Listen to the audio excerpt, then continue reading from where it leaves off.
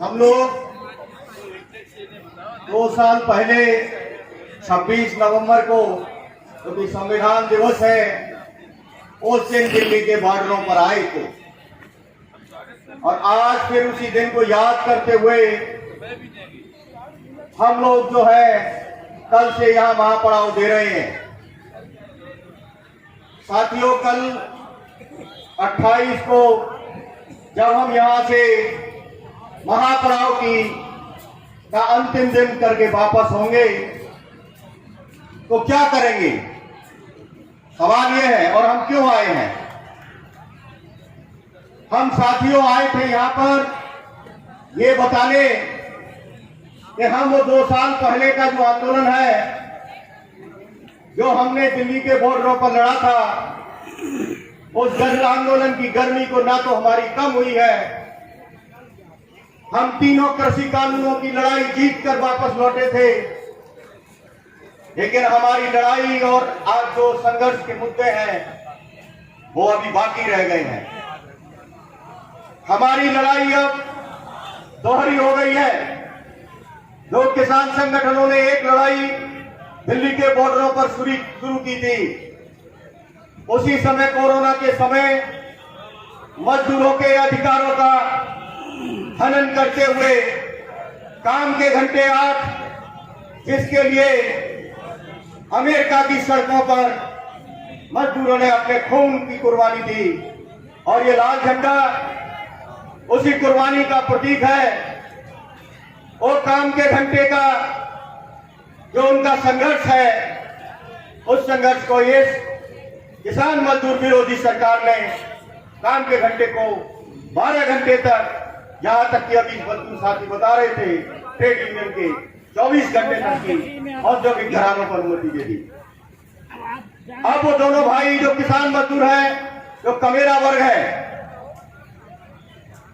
वो 24 अगस्त को ताल कटोरा स्टेडियम के सम्मेलन से एक मुट्ठी बांधकर दोहरी ताकत के साथ इस फांसीवादी सरकार के खिलाफ हम एक लड़ाई का आला ऐलान वो 26 नवंबर की तारीख से कर रहे हैं। जिस लड़ाई का ऐलान हमने तीनों कृषि कानूनों को वापस लेकर दिल्ली की राजधानी से वापस लौटे थे, आज हम वो प्रतीकात्मक महापड़ाव देश की तमाम राजधानियों में कर रहे हैं, क्योंकि हमारा मानना है कि आज के समय में कमतर सारी पूंजीवादी पार्टियां कहीं ना कहीं मजदूरों का, किसानों का शोषण कर रही हैं, और हमें उनसे एकजुट होकर संघर्ष करना है। मोदी को हटाने का केवल मामला नहीं है, योगी को हटाने का मामला नहीं है, इनको तो हटाना है। हमारी लड़ाई इनके पीछे काम करने वाली उन कारपोरेट शक्तियों का है, जिसके खिलाफ हमने 90 के दशक के दौर में जब भूमंडलीकरण की नीतियां लाई गई थी देश पर, उस समय भी हमने बड़े बड़े आंदोलन किए। आज हम वो लड़ाई को आगे ले जा रहे हैं। हमें उन कारपोरेट शक्तियों का, जो आज सांप्रदायिक ताकतों के साथ गठजोड़ कर चुके हैं, धर्म का कारपोरेटीकरण हो गया है, अब धर्म का इस्तेमाल करके, उन्माद पैदा करके, किसान मजदूरों को भिड़ाकर, धर्म के नाम पर लड़ाकर जो आज वो गंदा खेल देश में चल रहे हैं, जिसको हमने शिकस्त नूह में दी थी, इनकी हार हम लगातार है। इनकी ना तो कोई हार नहीं है, ना हमारी जीत नहीं है। इनकी हार आगे भी होगी, ये हमारी जीत आगे भी होगी। उसी संकल्प के साथ हम 28 तारीख को यहां से उठेंगे। हर जिला हेडक्वार्टर, हर गांव, हर कारखाना, हर फैक्ट्री, जहां हम काम करते हैं, जितने भी उद्योग धंधे उत्तम है, हम उस पर अपनी चौकीदारी का काम करेंगे। और जो हमारा शोषण कर रहे हैं, जो हमारी लुटेरी शक्तियां हैं, उनसे हम अपने अधिकारों की रक्षा के लिए किसान मजदूर एकजुट होकर अपने युवा साथी भाइयों के लिए, जो छात्र और नौजवान हैं, उनके अधिकारों के लिए, जिनकी नौकरी देने की बात की, लेकिन अग्निवीर के नाम पर इन्होंने उनकी नौकरी छीन ली। जब सरकार आई 2014 में, तो उन्होंने कहा कि हम सेना को वन रैंक देंगे, लेकिन जब इनकी सरकार बनी तो सेना की नौकरी ही खत्म करने पर उनका इन्होंने फैसला ले लिया।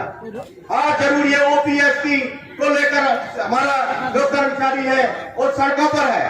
अब तो ओपीएस का मामला ही नहीं है, नौकरी बचाने का मामला है।